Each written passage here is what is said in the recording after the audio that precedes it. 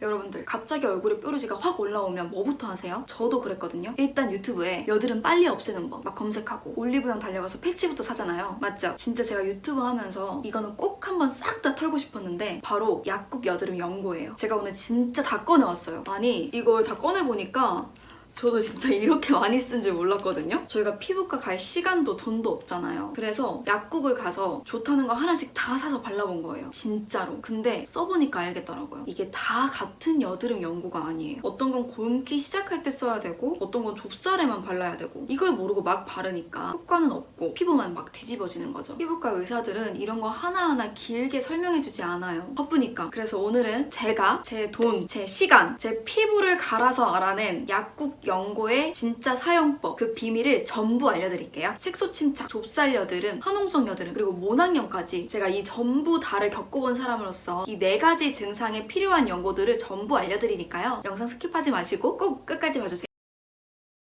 다른 여드름은 잘 안 나는데 꼭 한 번씩 뾰루지가 난다. 아니면 붉은 여드름, 화농성 여드름을 달고 사신다 하시면 제가 추천해드릴 제품은 바로 이 두 제품입니다. 하나는 에크논 크림이고요. 하나는 아크덤 겔인데요. 일단 요새 제가 정말 자주 쓰는 아크덤 겔부터 소개시켜드릴게요. 여러분 혹시 파티마 겔이라고 아시나요? 저는 처음에 파티마 겔을 사려고 했는데 약국에 가니까 그게 이제 단종된다고 대신 약사님께서 아크덤 겔을 추천해주셔서 이 제품을 써봤습니다. 파티마 겔과 성분은 완전히 동일해요. 여기에는 과산화 벤조일이라는 성분이 들어있어요. 이 성분은 항균, 소염, 거기다 각질을 녹여주는 역할을 합니다. 좁쌀 여드름에도 효과가 있고 크기가 좀 작은 뾰루지들 있죠. 또 안에 고름이 차오르는 화농성 여드름까지 고루 쓰기 좋습니다. 염증성, 비염증성 여드름에 모두 효과가 있어요. 또 이 연고가 좋은 점은 항생제가 들어있지 않아요. 그렇기 때문에 내성에 신경 쓸 필요 없이 계속해서 꾸준히 쓰기 좋습니다. 제가 최근에 여기 인중 부분에 진짜 큰 여드름이 났거든요. 너무 커서 이게 여드름이 아니라 무슨 피부에 문제가 생긴 게 아닌가 싶어서 병원을 가봐야 되나 고민할 정도로 엄청 심각한 염증성 화농성 여드름이 생겼었어요. 처음에는 제가 실험을 하려고 요즘 칼라민 로션이라는 제품이 유명하더라고요. 이 제품을 얹어놨어요. 근데 하나도 효과가 없더라고요. 그래서 그 다음에는 원래 쓰던 에크논 크림을 발랐습니다. 첫날에는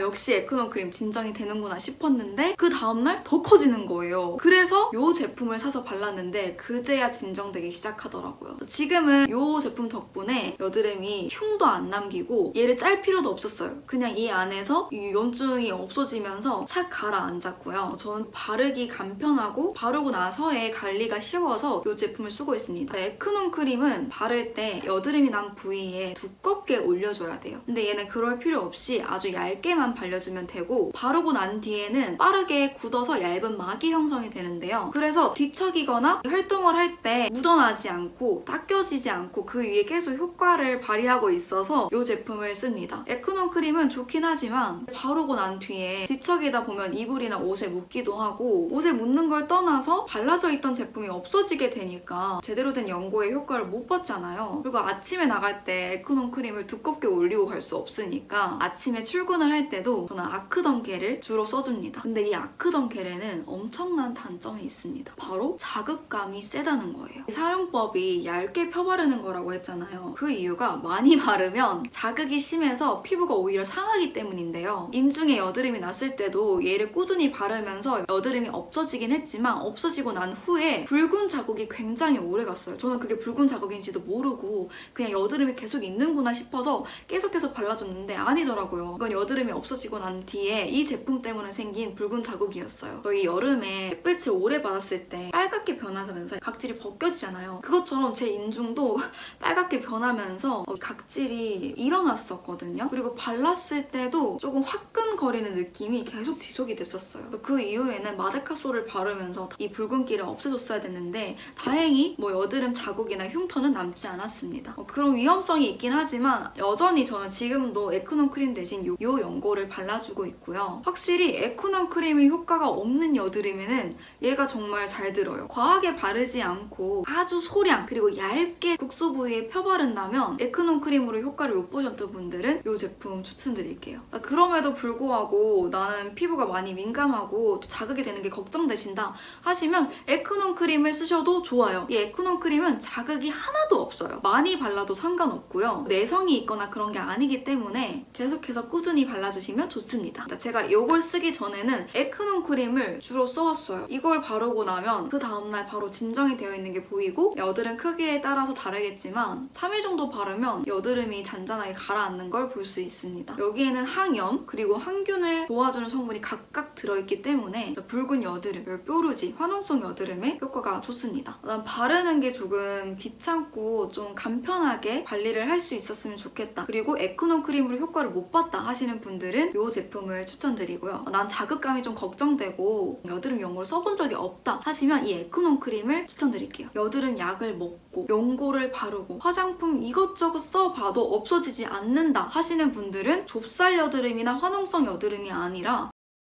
모낭염일 수 있습니다. 그런 분들을 위해서 이 두 제품을 소개시켜 드릴게요. 둘 다 항생제 성분이 들어가 있습니다. 모낭염 자체가 세균 감염에 의해서 일어나는 여드름이기 때문에 모낭염은 화장품이 아니라 바로 이 항생제 성분이 들어간 연고를 써주셔야지만 없어집니다. 제가 코로나 시기 때 모낭염으로 엄청 고생을 했었는데요. 이 턱 주변에 모낭염이 엄청 심했었는데 그때도 이 에스로반 연고를 바르면서 많이 효과를 봤었고 전 등에도 여드름이 났었는데 무슨 짓을 해도 안 없어지는 거예요. 그래서 그때 혹시나 모낭염인가 싶어서 약국에서 에스로반을 산 뒤에 발라줘 봤는데 다음날 바로 가라앉더라고요. 근데 이 제품이 주의할 점이 있습니다. 항생제이기 때문에 내성이 생길 수 있어요. 내성이 생기지 않게 하려면 완치가 될 때까지 꾸준히 발라줘야 된다는 거예요. 한 번 발라놓고 좀 잠잠해졌네? 이제 없어진 거겠지? 하고 중단하시면 절대 안 됩니다. 내 눈에 보이지 않더라도 이 피부 속에 모낭염 균이 남아있으면서 다시 또 올라오게 될 수 있어요. 그럼 그때 또다시 멈췄던 에스로반 연고를 다시 바르게 되잖아요? 그러면 내성이 생기게 되는 거예요. 꼭 완치가 될 때까지 중단하지 말고 끝까지 발라주시고요. 사용 설명서에 보시면 사용 기간을 최대 10일 이내로 사용해야 된다고 적혀 있는데요. 저는 보통 3일이면 모낭염이 다 가라앉았습니다. 근데 3일을 써도 안 가라앉으시는 분들이 있는 것 같더라고요. 모낭염 영상에 기간을 10일 이내라고 하셨는데 10일 이내에 모낭염이 사라지지 않는다면 그때는 어떻게 해야 되냐 이렇게 댓글이 많이 달리셨어요. 그래서 제가 직접 약국에 가서 여쭤봤어요. 약사님도 보통 10일 이내에 꾸준히 바르면 없어진다고 하시긴 하셨어요. 이 에스로반은 바르기만 해도 다음날 바로 가라앉는 걸 볼 수 있어서 모낭염으로 고생 중이신 분들이라면 꼭 사서 써보세요. 처방을 받지 않아도 약국에서 쉽게 구할 수 있습니다. 크레오신티인데요. 모낭염이 노란 고름이 차서 크게 변할 때도 있지만 올라오기 시작할 때는 되게 작은 알갱이고 약간 날치알처럼 투명한 상태거든요. 그래서 좁쌀 여드름으로 착각하고 클리어틴을 바르시는 분들이 있어요. 근데 그러면 절대 효과가 없습니다. 클리어틴과 크레오신티는 성분도 다르고 그에 따라 효능도 달라요. 클리어틴 사용하지 마시고 크레오신티를 사용해 주셔야 됩니다. 크레오신티는 에스로반과 마찬가지로 항생제 성분이 들어가 있고요. 여드름균의 단백질 합성을 억제해서 세균수를 감소시키고요. 염증 완화에도 도움이 돼요. 실제로 모낭염으로 고생하던 시절에 제가 병원에 가지 않고 버텼어요. 끝까지 내가 집에서 홈케어로 치료해보겠다. 모든 유튜브 영상들 그리고 자료들을 찾아보면서 이것저것 쓰고 발라보고 화장품 뭐 이런 거 저런 거 다 해봤는데 전혀 통하지 않고 모낭염이 점점 심해지면서 그냥 블랙헤드에 좁쌀 여드름에 화농성 여드름 완전 피부가 난리가 났었거든요. 저는 그때 제 피부가 너무 싫어서 사진조차 없어요. 결국에는 버티다가 주위에서 제발 병원 좀 가봐라 해서 병원을 갔고 그때 처방받은 제품이 크레오신티인데 그걸 바르니까 그제서야 그 다음날 피부에 붉은기도 사라지고 잠잠해지는 게 보이더라고요. 이 제품은 약국에선 사지 못하는 거고요. 병원에서 처방받아야지만 구할 수 있는 제품이에요. 지금도 짜잘하게 모낭염이 올라올 때가 있긴 하지만 그건 에스로반으로도 충분히 없어지거든요. 근데 나는 에스로반을 써봤는데도 모낭염이 사라지지 않는다 하시면 병원에 가서 이 크레오신티를 처방받으셔서 써보시길 바랍니다. 여드름, 붉은기, 흉터, 검게 착색된 색소 침착들 없애기 위해서 노스카나 연고를 썼는데 효과 없으셨던 분들 지금부터 집중해주세요. 노스카나 말고 바로 이 연고를 쓰셔야 됩니다. 멜라토닌 크림이에요. 여기에는 하이드로퀴논이라는 성분이 2% 함유되어 있습니다. 이 하이드로퀴논은 멜라닌 생성 경로 자체를 억제해요. 기미나 주근깨, 그리고 여드름 자국 있죠. 특히 검게 변한 여드름 색소 침착들, 그걸 없애주는데 효과가 좋습니다. 아까 말씀드린 나이아신아마이드 성분의 연고 혹은 앰플들과 함께 사용해준다면 색소 침착을 옅게 만드는데 굉장히 도움을 많이 받으실 거예요. 저도 왼쪽 볼에 검다 못해 파랗게 변한 색소 침착이 있었어요. 거기에 올리고 썼을 때 빠르게 옅어지는 걸 경험했고요. 요즘은 제가 수술 자국이 있는데 거기가 되게 검게 착색이 됐어요. 거기에 올려서도 쓰고 있습니다. 이 제품 쓰실 때는 주의할 점이 있어요. 절대 낮에 바르시면 안 됩니다. 색소 침착이 더 심하게 일어날 수 있어요. 자기 전에 스킨케어를 다 하고 나서 마지막에 발라주시면 됩니다. 다음날 아침에는 연고가 얼굴에 남아있지 않도록 깨끗하게 세안을 하시고 외출하는 것도 잊지 마세요. 색소 침착 스킨케어 리튼이 궁금하신 분들은 제가 이전에 올려드린 영상이 있어요. 그걸 참고하시고 이 연고랑 함께 써주시면 될 것 같아요. 지긋지긋한 좁쌀 여드름, 오돌토돌한 요철 때문에 고생이신 분들은 이 연고 쓰시면 됩니다.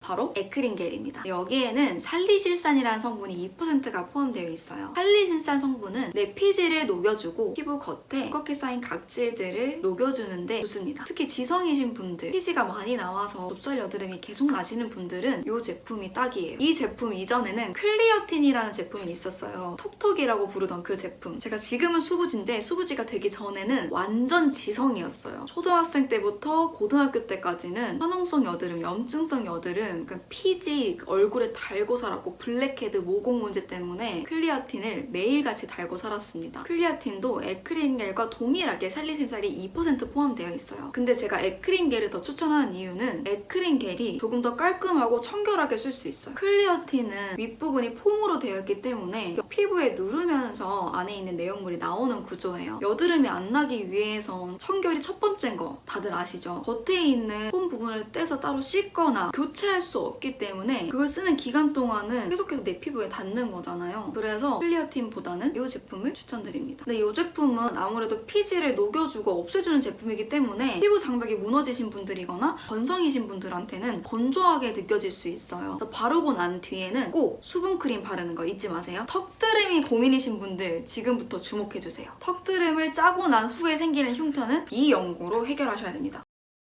노스카나 연고입니다.